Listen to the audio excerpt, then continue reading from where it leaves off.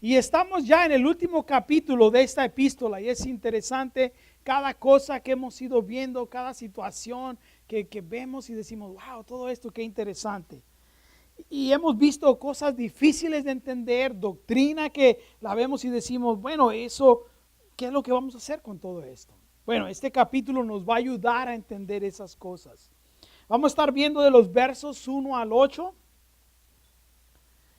Y la escritura dice así, Hebreos 13, capítulo 13, verso 1 al 8, dice, permanezca el amor fraternal. No se olviden de la hospitalidad, porque por esta algunos hospedaron ángeles sin saberlo. Acuérdense de los presos como si ustedes estuvieran en cadenas junto a ellos y de los afligidos, puesto que también ustedes están en el cuerpo.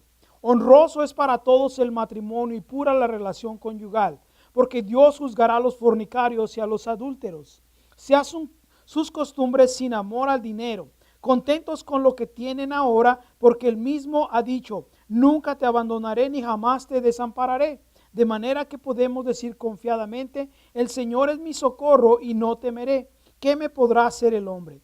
Acuérdense de sus dirigentes que los hablaron la palabra de Dios, considerando el éxito de su manera de vivir. Imiten su fe. Jesucristo es el mismo ayer, hoy y por los siglos. Padre, en el nombre de Jesús te pedimos que ahora tú nos hables a través de tu palabra, que podamos, Señor, recibir, aprender, aplicarla, Señor, para que podamos ser conductos, vehículos por los cuales tu gracia, Señor, toque a otros. En el nombre de Jesús, amén. Puede tomar asiento. No sé si usted constantemente se preguntaba cuando estaba en la escuela, ¿cuántos de ustedes fueron a la escuela? Por lo menos a tercer año. ¿Ok? Y se acuerda cuando usted decía, ¿para qué voy a necesitar esto? ¿Se acuerda?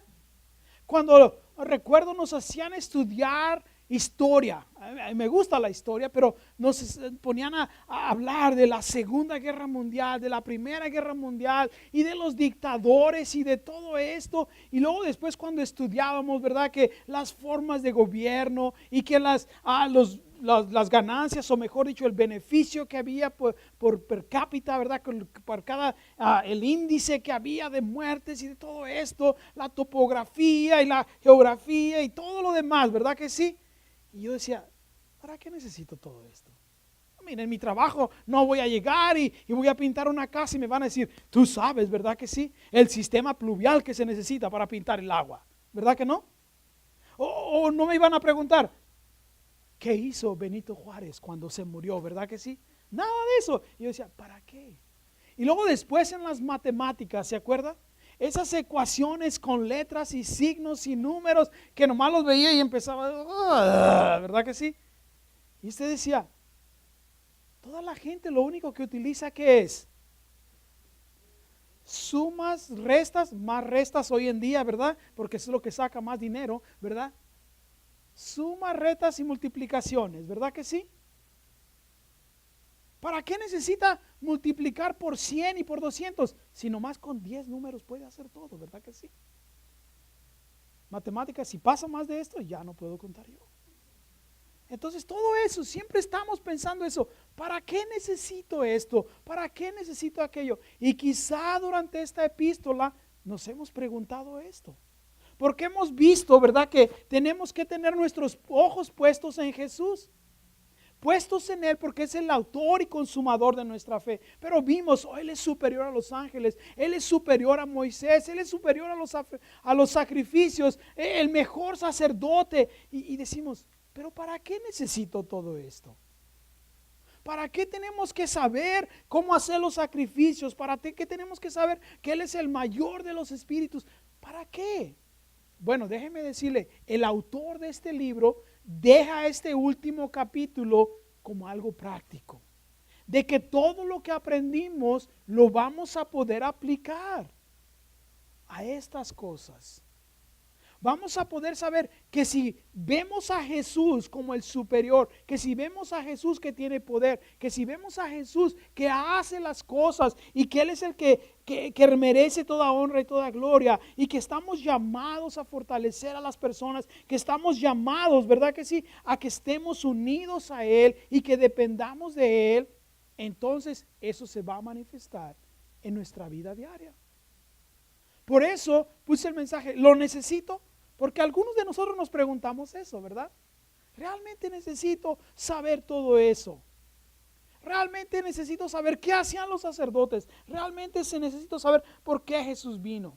Y no nada más eso, pero déjeme decirle, porque en los tiempos de dificultad, si llegamos a saber que tenemos a ese Dios todopoderoso, que es superior a todas las cosas, y que Él es el autor y consumador de nuestra fe, y que cuando hemos pecado nos podemos acercar confiadamente al trono de la gracia para recibir misericordia.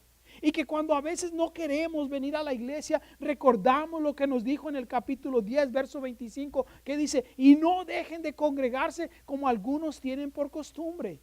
¿Verdad que sí? O cuando a veces pensamos diferentes cosas que vienen y podemos decir, oh, que permanezca el amor en nosotros. Aunque yo creo, ¿sabe? El verso 29, con el cual termina el siguiente capítulo, debería de estar dentro de esto. Porque comienza y dice ahí, porque nuestro Dios es fuego consumidor. Y hablamos eso de que Él quiere consumirnos a nosotros mismos y borrar todo vestigio de nuestra personalidad, de nuestros deseos, para que Él sea el que florezca. Y dentro de eso dice, bueno, permanezca el amor fraternal. ¿Por qué? Porque va a haber tiempos de dificultades. Y desde tiempos antiguos, desde el principio de la iglesia, los cristianos hemos padecido persecución y hemos estado bajo prejuicios, bajo rechazos. Y déjeme decirle, ¿qué es lo que usted y yo, cómo respondemos? ¿Qué es lo que tenemos que hacer? Estaba leyendo, ¿sabe? Un artículo en el cual reportaron que en el año 2006 el servicio secreto fue y arrestó a varios miembros de una iglesia en Texas.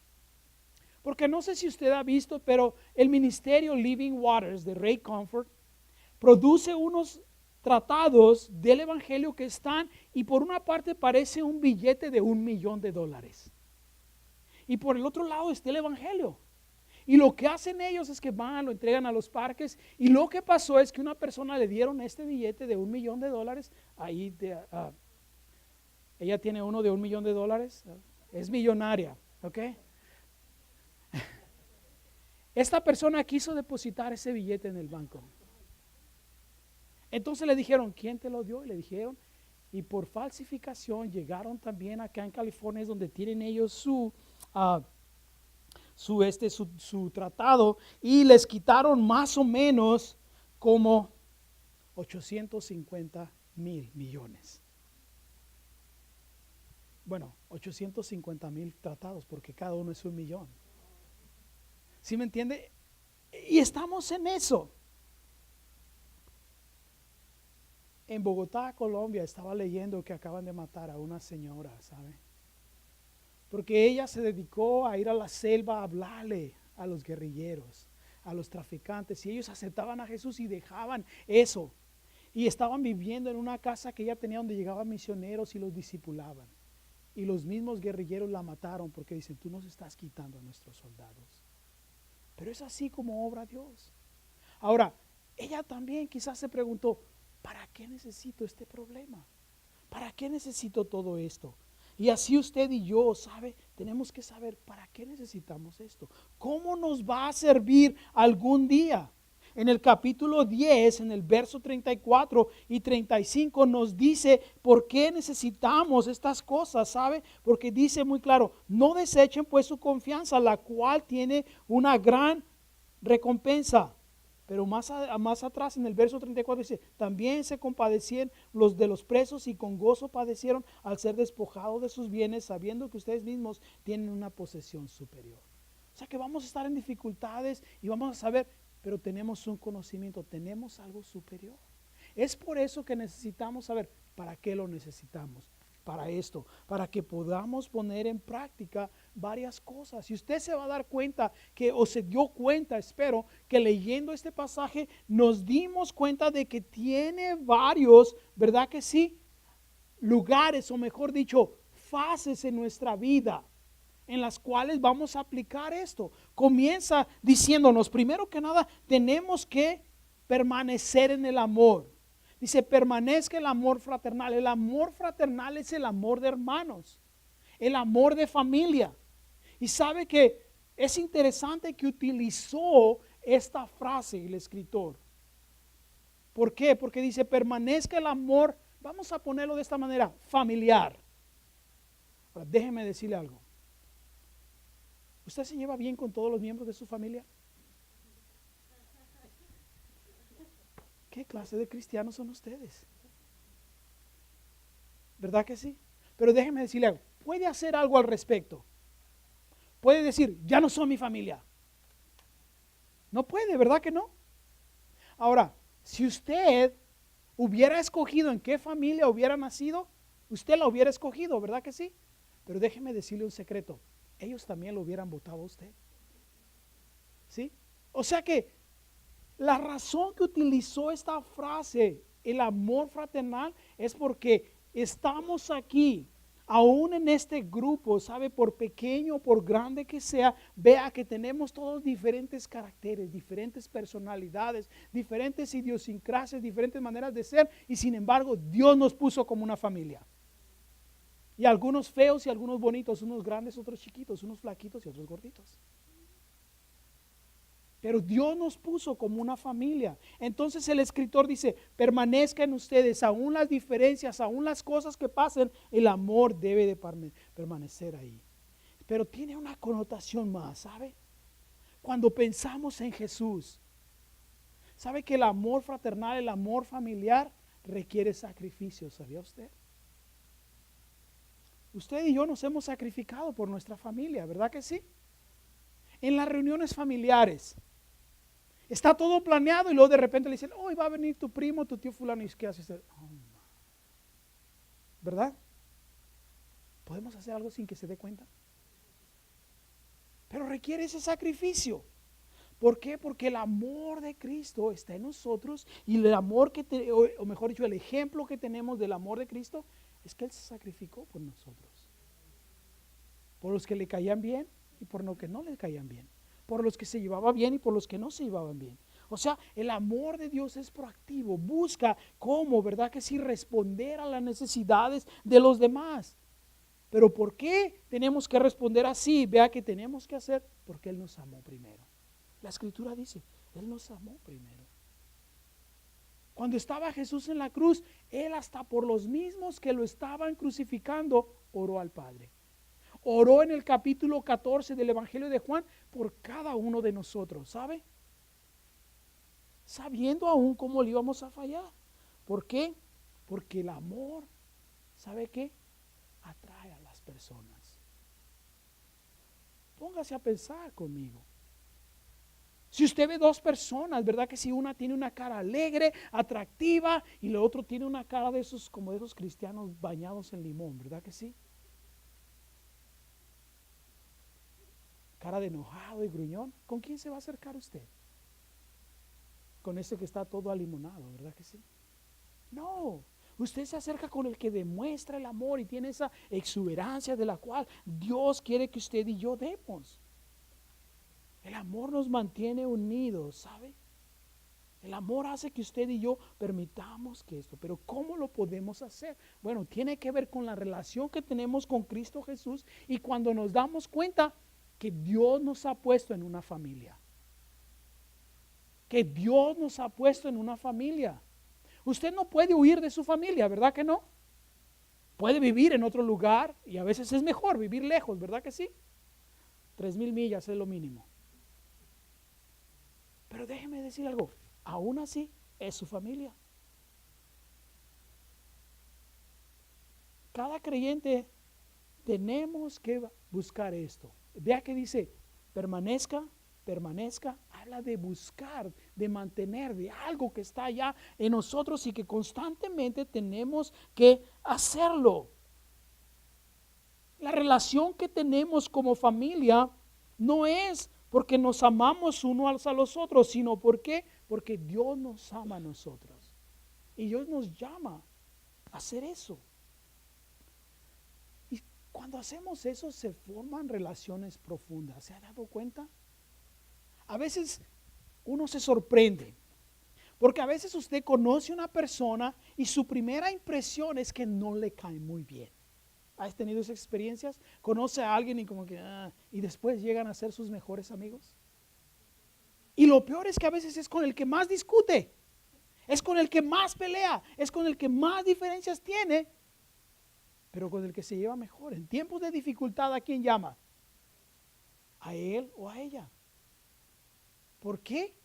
Porque dice, esta persona puedo depender de ella. Sé que voy a poder hablar y que no va a pasar nada.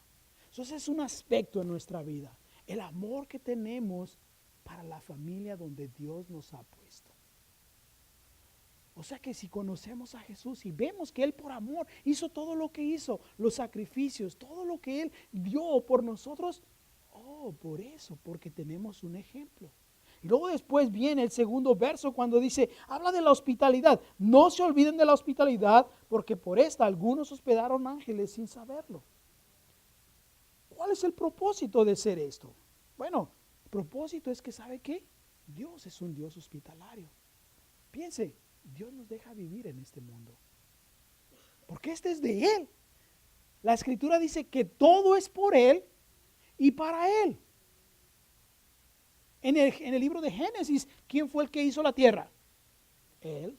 En el capítulo 1 de Juan, que dice, porque todas las cosas fueron hechas por Él y para Él.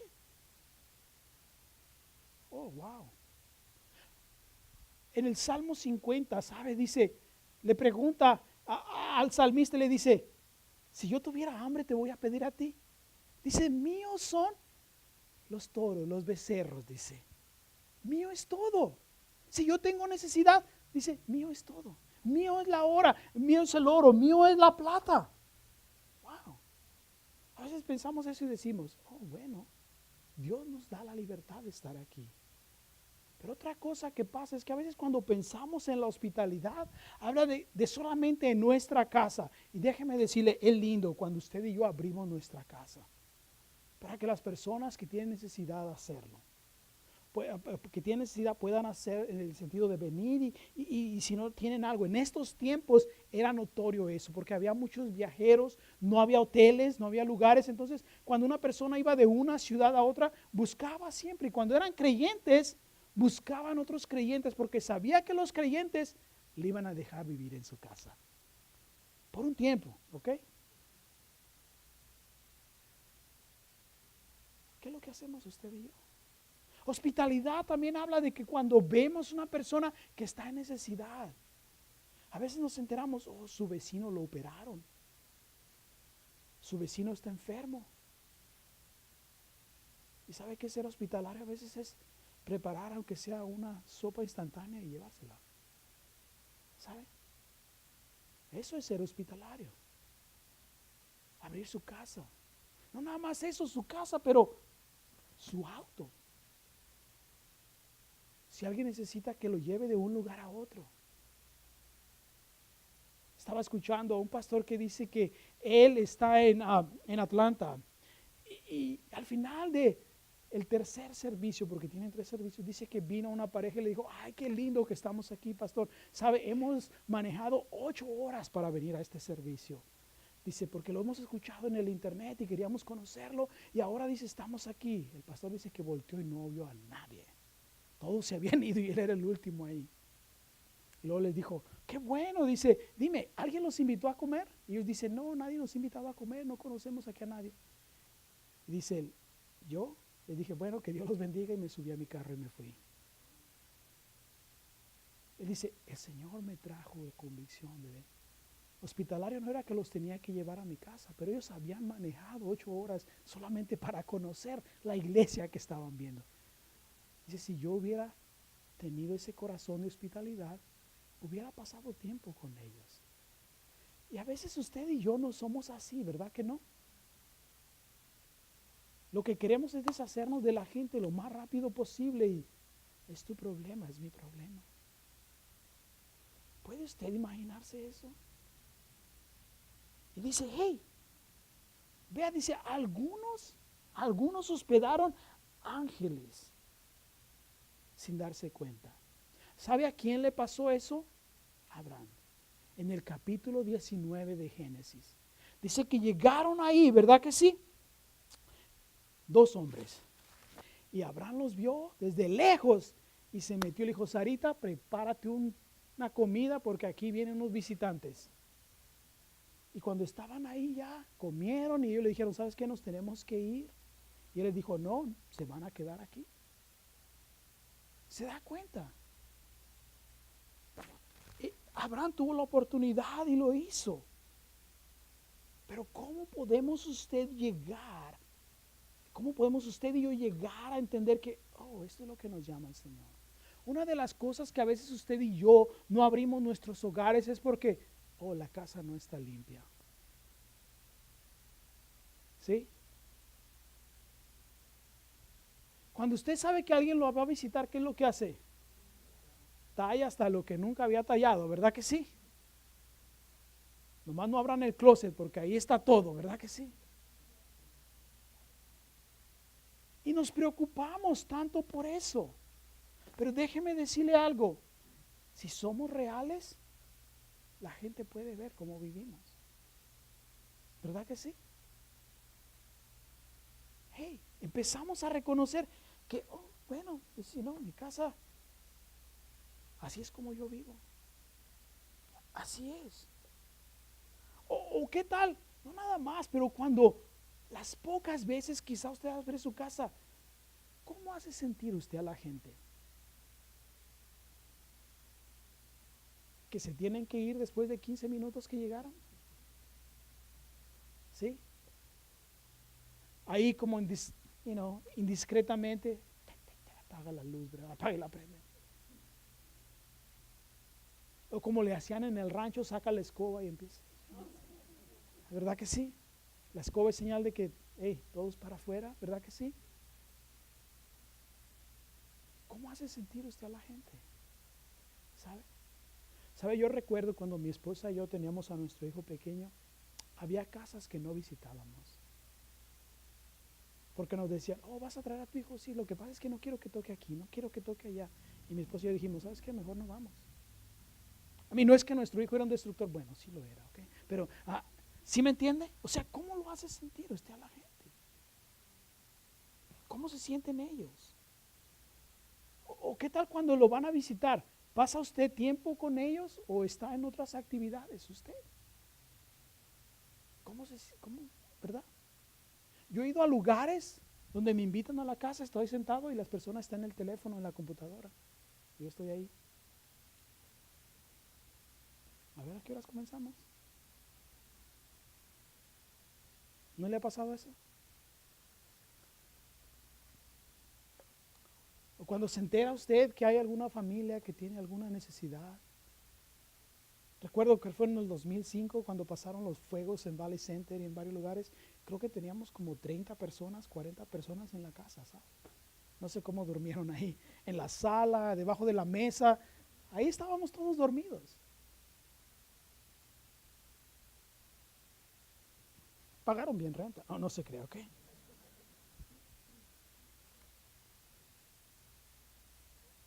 Pero lo que pasa es que empezamos a tomar responsabilidad, decir, wow, ¿no?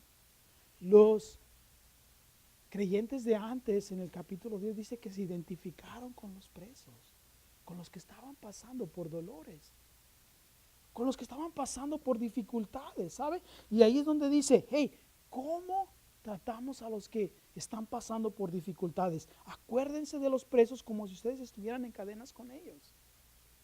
¿Qué es lo que usted y yo hacemos, sabe?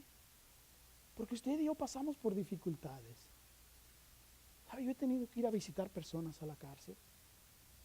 Y algunos de nosotros estoy seguro que cuando nos han dicho, es que fulano está en la cárcel, bueno, pues él se lo buscó, hay que se quede. Ahora, que algunos se merecen estar ahí, claro que sí. Que deberían de estar ahí, claro que sí. Que no los tiene que sacar, no los saque. Pero eso no quita que los vaya a visitar. Y que utilice ese tiempo de dificultades quizá en los cuales, ¿verdad que sí? Usted y yo podemos ministrarlos. ¿Por qué? Porque a veces usted y yo también vamos a pasar por dificultades. Y todo esto viene cuando usted y yo nos damos cuenta que Jesús vino a alcanzar a los perdidos. Porque eso es lo que Él dice. Él vino a este mundo para alcanzar a los perdidos. Dice que los sanos no necesitan médicos, los que lo necesitan son los que están enfermos. Y usted y yo nos damos cuenta de eso y decimos, oh, entonces puedo poner en práctica lo que Dios dice. Claro que lo puede poner en práctica. Porque Él nos dio esperanza, nosotros podemos dar esperanza. Porque aquellos que están en las prisiones quizás por algo malo que hicieron, pero si se arrepienten, también pueden acercarse confiadamente al trono de la gracia para recibir misericordia. Y también pueden recibir el perdón de Dios como usted y yo lo hemos recibido. Yo sé, pero algunos dicen, pero yo no anduve de criminal. Déjeme decirle algo. ¿A cuántos ha asesinado usted hoy día? La Escritura dice que si ya solamente pensó en eso, ya lo cometió. Estoy seguro que a algunos viniendo aquí se le atravesó a alguien en el camino. ¿Verdad que sí? ¿Se da cuenta? Eso tiene que ver. Eso es el aspecto en el cual, si usted se da cuenta, es social, ¿verdad que sí? En el cual nos desarrollamos en la sociedad con las otras personas. Pero después viene lo íntimo en la casa. El verso 4 dice, honroso es para todos el matrimonio y pura la relación conyugal, porque Dios juzgará a los fornicarios y a los adúlteros. Honrar nuestro matrimonio también, y aprendemos a honrarlo porque Dios honró la relación que hay. El propósito que hay es que, déjeme decirle algo, nosotros le demostremos al mundo que Dios honra el matrimonio. Porque ¿sabía usted que en la Biblia Dios utiliza la relación entre la esposa y la esposa porque es lo que más se asemeja a la relación que hay entre el Padre y el Hijo y entre Jesús y la iglesia? Y por eso utiliza el matrimonio. Y por eso Él dijo, serán un hombre y una mujer y dejarán a sus padres, ¿verdad que sí? Se unirán el uno al otro. Y lo que Dios une, el hombre no lo puede separar. No nada más aquí, pero sabe que también en el libro de Corintios Pablo habló de eso, que el hecho del matrimonio tiene que ser sin mancilla, no tiene que haber nada. Esto quiere decir que no invita a nadie más a su cama matrimonial. Ahora usted dice, wow, yo no invito a ninguna mujer, no, yo no invito a ningún hombre, pero quizá invita a la televisión, quizá invita al teléfono. Todo aquello que lo distraiga de su relación conyugal es otro invitado. ¿Sabe? Yo no estoy diciendo que no necesita su teléfono. Quizá usted es tan importante que tiene que tener su teléfono ahí a un lado.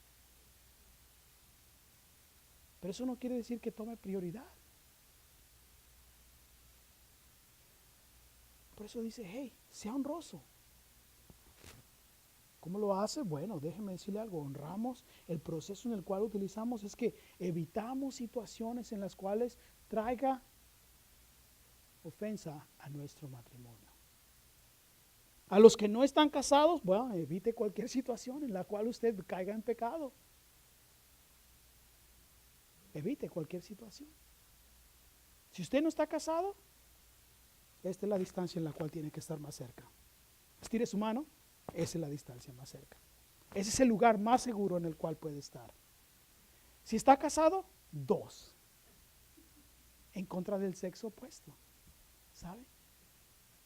Usted y yo tenemos que cuidar esas cosas. Estaba leyendo las indicaciones que se les dan a los miembros, a los líderes de una iglesia. Una dice, nunca salgan a comer solos con una persona del sexo opuesto. Nunca vaya a recoger a alguien del sexo opuesto, sea para llevarlos a su casa, para llevarlos a cualquier cosa, cuando están los dos solos. No bese a personas del sexo opuesto. Qué interesante, ¿verdad que sí? No visite a una persona del sexo opuesto cuando están solos en su casa. Es muy cuidadoso eso. No discuta o hable de asuntos íntimos, de sexualidad o de cualquier otra cosa, con miembros del sexo opuesto. Refiéralos a otra persona del mismo sexo. No discuta sus problemas matrimoniales con personas del sexo opuesto. Qué interesante, ¿no? Tenga cuidado de contestar textos, emails y teléfono y llamadas de personas del sexo opuesto. Cuídese de su secretaria si tiene alguna, o de su asistente, o de su supervisor o su supervisora, si tiene alguna, si es del sexo opuesto. Y si no está casado, las primeras 3 no aplican a usted. Yo me quedé pensando, wow, qué interesante. ¿Cómo es que tenemos que cuidarnos de todas esas cosas, sabe? ¿Para qué? Porque la Escritura dice que no tenemos que dar ni siquiera apariencia de pecado. ¿Qué es lo que usted y yo hacemos? Tenemos que tener cuidado. Una vez mi esposa estaba hablando con un hombre, ¿sabe? Que antes estaba aquí en la iglesia. Y este hombre llegó y le empezó a querer contar cosas íntimas y recuerdo que mi esposa, ¿verdad que sí? Se puso blanca como una hoja de papel y lo paró y le dijo, hey, él mismo, Manuel, José, ven acá aquí, él necesita ayuda. Manuel, ahí mismo, sí. Y lo mismo pasa con nosotros, ¿sabe? Hey, yo a veces le he dicho, ¿sabes qué? Mira, esta persona habló conmigo y mejor tú habla con ella. Porque tenemos que tener cuidado. No es porque usted está guapo, ¿ok? Porque no lo está, ¿ok? Es simplemente que cuando estamos vulnerables en esas situaciones, el enemigo utiliza esas cosas para destruir nuestros matrimonios. Y eso es lo que él quiere. Porque si destruye el matrimonio, destruye la relación íntima que más se asemeja a Cristo y la iglesia. Y tenemos que tener cuidado con eso.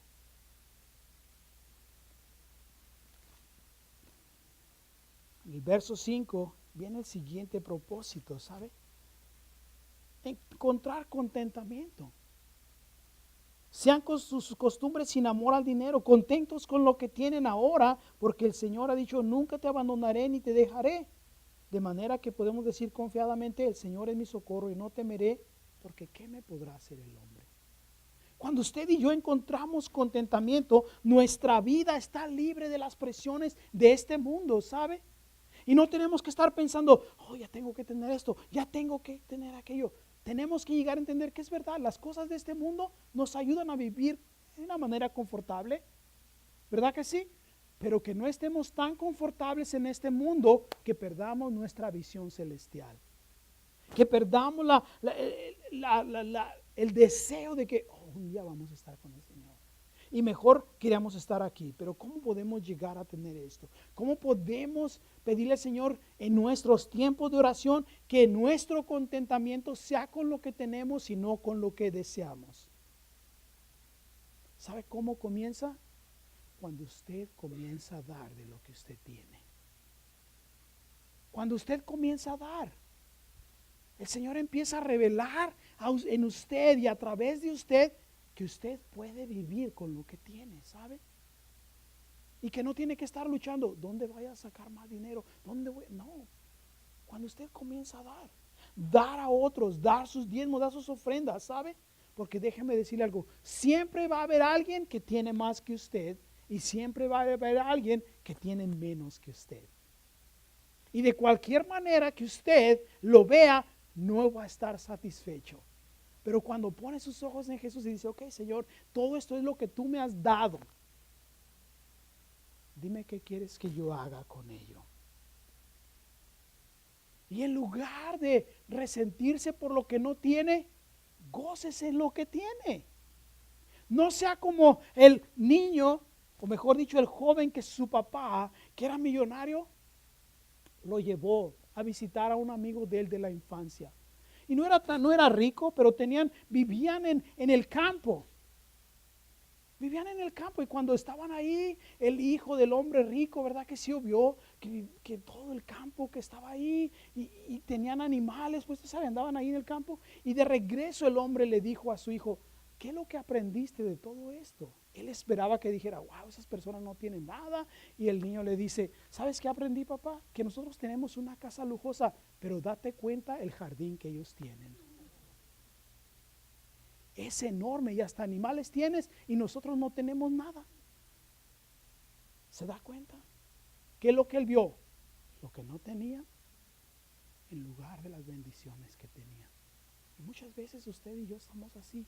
Y es por eso que nunca tenemos contentamiento, ¿sabe? Pero primera de Juan 2:17 dice, los deseos de este mundo pasarán, pero el hombre que hace la voluntad de Dios vivirá para siempre. Wow. Empezamos a pensar, ya no necesito eso. Eso es el aspecto íntimo, el aspecto familiar, ¿verdad que sí? Luego después viene el aspecto espiritual, porque dice en el verso 7, si usted tiene una Biblia de una versión 1960, dice, acuérdese de sus pastores, ¿verdad que sí? Porque ellos le enseñaron la palabra de Dios, ellos oraron por usted, considerando su manera de vivir, imite su fe. ¿Sabe que el apóstol Pablo constantemente les decía a las iglesias, oren por nosotros, oren por nosotros? Y es una necesidad de cada pastor, de cada líder, ¿sabe? Ora por nosotros. ¿Sabe lo triste que hoy en día las personas están acostumbradas a ir de un lugar a otro, de una iglesia a otra, de una iglesia a otra, que no se identifican con un pastor, que no tienen a alguien que digan, ¿sabes qué? Esta persona es la que ha impactado mi vida, esta es la persona con la cual Dios me ha llamado a servir. No lo hacen, ¿sabe? Y usted y yo estamos llamados a hacer eso, a establecernos en un lugar y dar fruto ahí, recordando, ¿verdad?, lo que Dios hizo en ellos y a través de ellos. Ahora, que dentro de todo eso va a haber personas que nos van a fallar. Claro que sí. ¿Sabe por qué? Porque son humanos como usted y como yo. Pero cuando recordamos lo que aprendimos de ellos, podemos seguir a Jesús. Pero déjeme decirle, lo más práctico que hay es que esas personas son solamente el reflejo de lo que Jesús es, y nuestros ojos tienen que estar puestos en Jesús. Nuestros ojos tienen que estar puestos allá arriba. Pablo le dijo a los filipenses, donde está Cristo sentado a la diestra del Padre. Ahí es donde tenemos que estar usted y yo. Pero recordar a ellos, ¿sabe? A los pastores, a los que nos enseñan. Orar por ellos. Pedirle al Señor que los guíe, que les dé dirección, ¿verdad que sí? Y luego después, ¿sabe qué? Podemos estar confiados en todo esto porque llega al final. Y dice, ¿sabes por qué puedes confiar en Cristo Jesús?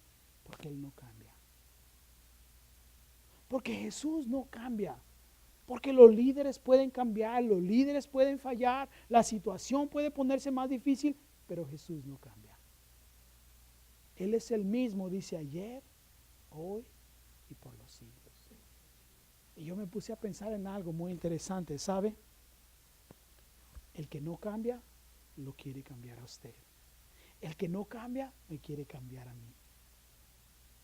Y usted dice, Jesús no cambia, Él es el mismo. Él es el mismo en su amor, en su gracia, en su misericordia, en el compromiso que tiene con usted y conmigo. En que nos va a amar hasta el fin del mundo. En el que vamos a depender de Él confiadamente, que Él no nos va a fallar. Él no es como usted y como yo que, oh no, hoy te portaste mal, ya no te quiero. ¿Verdad que sí? Ayer nuestro perro se comió unos papeles, ¿ok? Y llegamos y no sé si usted tiene animales, pero cuando los perros hacen algo malo, llega usted y los mira y se ponen todos, ¿verdad que sí? Como nosotros, cuando hacemos algo malo. Y como si el perro me entendiera, le dije, no voy a jugar contigo porque te portaste mal. Y yo me puse a pensar, si Dios fuera así, conmigo, Dios no jugaría conmigo nunca. ¿Verdad que no? Pero Él es incambiable en su compromiso con nosotros. Él continúa siendo el mismo, ayer, hoy y por los siglos. Y eso nos da una expectativa, ¿saben? La cual podemos decir, wow, si Él, sabiendo lo que iba a pasar aquí en la tierra, dejó su gloria vivir aquí con nosotros, sabiendo que iba a ser crucificado, sabiendo que iba a haber personas que lo iban a rechazar, sabiendo que iba a haber personas que lo iban a negar, aún así Él fue a la cruz por nosotros. Aún así nos ama. ¿Cómo es que estamos viviendo usted y yo? Él no cambia porque Él quiere que usted y yo llegamos a ese punto. La Escritura dice que usted y yo tenemos que llegar al conocimiento de Cristo hasta que lleguemos a la estatura de su Hijo Jesucristo, ¿sabe? Tenemos que llegar a ese nivel. Usted dice, no, yo nunca voy a negar. Usted ahorita no. Lo principal es que usted y yo estemos dando pasos para llegar a esa posición, ¿sabe? En el cual decimos, ok, Señor, ahorita no, pero vamos rumbo a ese lado. Entonces, si sabemos que si ponemos nuestros ojos a Jesús y que todo lo que aprendemos nos va a ser necesario para algún día, lo podamos poner en práctica, ¿cómo lo estamos haciendo? Lo estamos aplicando a nuestra familia espiritual. Lo estamos utilizando para impactar al mundo, ¿sabe? Allá afuera. Estamos utilizando ese conocimiento que tenemos para acordarnos de las personas que están sufriendo. Estamos utilizando ese conocimiento ¿para qué? Para que cuando venga el tiempo en el cual nuestro matrimonio, nuestra relación familiar esté en peligro, sepamos cómo responder.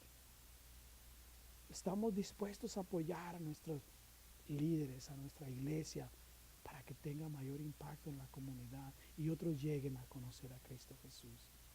Y conociendo eso de Jesús, podamos depender de Él, de saber que Él no cambia, que Él es el mismo, que nos va a amar hasta el fin del mundo. Amén. Padre, en el nombre de Jesús te damos las gracias porque tú eres bueno con nosotros. Y solamente, Señor, en ti podemos encontrar el contentamiento que tenemos, Señor.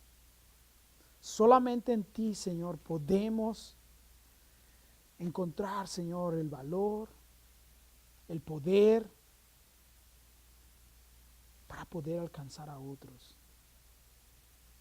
Solamente en ti, Señor, podemos encontrar las cosas que necesitamos para vivir la vida que tú nos has llamado a vivir.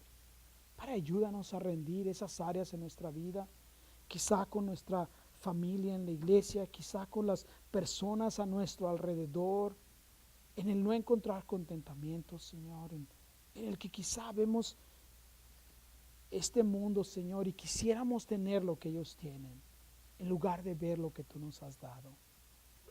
Padre, te pedimos que a cada uno de los que estamos aquí tú nos toques, en el nombre de Cristo Jesús. Amén.